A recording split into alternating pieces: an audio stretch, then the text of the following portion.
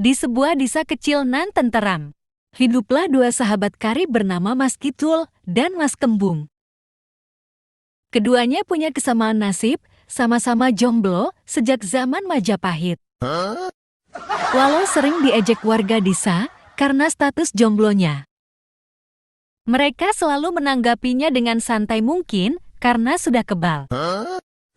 Suatu hari, Mas Kitul dan Mas Kembung duduk di warung kopi Mbok Lasmi. Warung legendaris tempat mereka sering curhat dan membahas teori konspirasi jomblo. Tuh, aku udah capek jadi jomblo.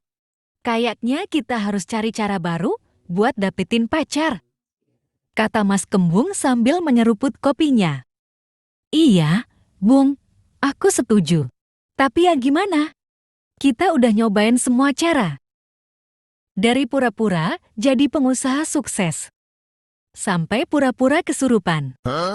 Pas arisan RT biar dikasihani, jawab Mas Kitul sambil memandangi gorengan yang tersisa satu.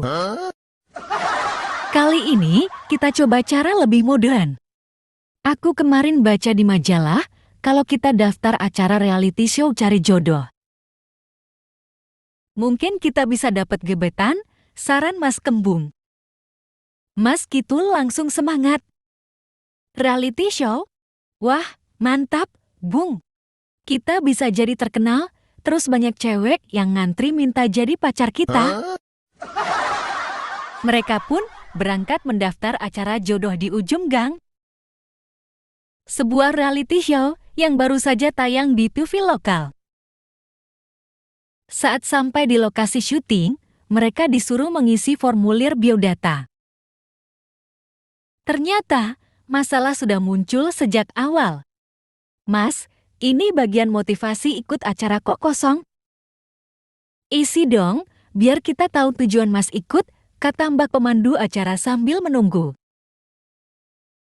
Mas Kembung bingung dan terpaksa menulis.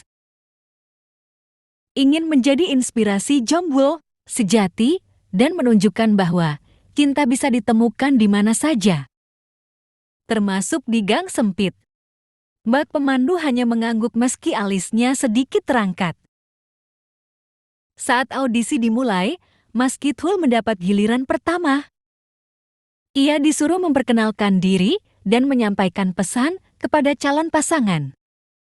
Namun, saking gugupnya, Mas Kitul malah salah sebut. Nama saya Mas Kitul, umur saya cukup matang. Dan saya siap diolah dimasak. Maksud saya siap dicintai. Penonton tertawa terbahak-bahak, begitu juga juri yang berusaha keras menahan tawa. Mas Kitul hanya bisa tersenyum kecut sambil berusaha memperbaiki kata-katanya. Giliran Mas Kembung. Dia ingin tampil beda dengan menampilkan bakat terpendamnya bermain sulap. Namun, trik yang seharusnya membuat bunga muncul dari balik tangan justru gagal. Dan yang keluar malah sebatang kacang rebus.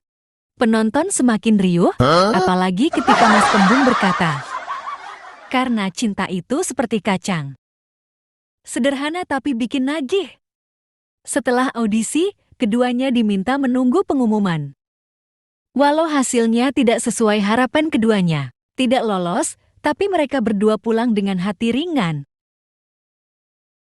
Karena bisa menghibur banyak orang dan merasa sudah melakukan sesuatu yang beda. Betul, meski kita nggak dapat jodoh, setidaknya kita dapat pengalaman baru, ujar Mas Kembung sambil menepuk pundak sahabatnya. Mas Kitul mengangguk. Iya, Bung, siapa tahu nanti ada yang nonton acara itu dan tertarik sama kita. Jodoh itu urusan waktu, kita santai aja. Yang penting kita udah usaha. Mereka pun tertawa bersama sambil melanjutkan obrolan di warung kopi. Mbok Lasmi berkata, jomblo tetap jomblo, tapi hidup mereka terasa lebih berwarna. Sebab bagi Mas Kitul dan Mas Kembung, komedi dan persahabatan adalah cinta yang paling nyata. Jangan lupa like, komen, dan follow.